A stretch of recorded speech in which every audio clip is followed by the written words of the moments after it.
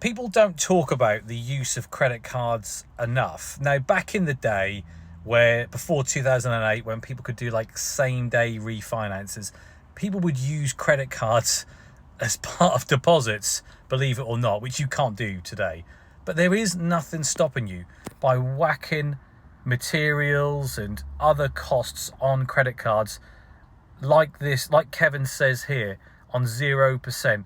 And over the year, when I was doing my barn that I've done some videos on, I was running out of money towards the end. But before I ran out of money, I decided to whack some of my larger purchases on interest-free credit cards, just to give me the breathing space should anything go wrong. And I think I put 50 grand on 5 different credit cards, all with different periods of interest-free, anything from 6 months to 18 months.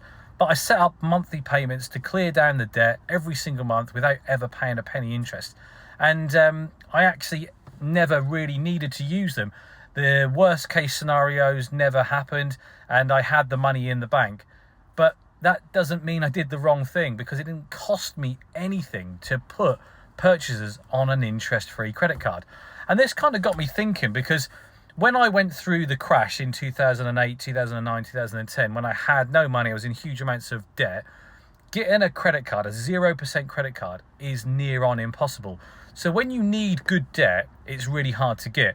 But when you don't need it, but you have the foresight that you might potentially need it, it's a piece of piss to go and obtain. And I learnt this the hard way back in the crash, 2008 crash. So when I was doing my barn, like in 2019, I had the money in the bank, but that money would enable me to buy another property. So I wasn't doing myself any favours, other than feeding my own ego that I didn't have any credit cards, which is complete bullshit. I actually needed to remain in my position of strength to be able to buy anything that was thrown at me.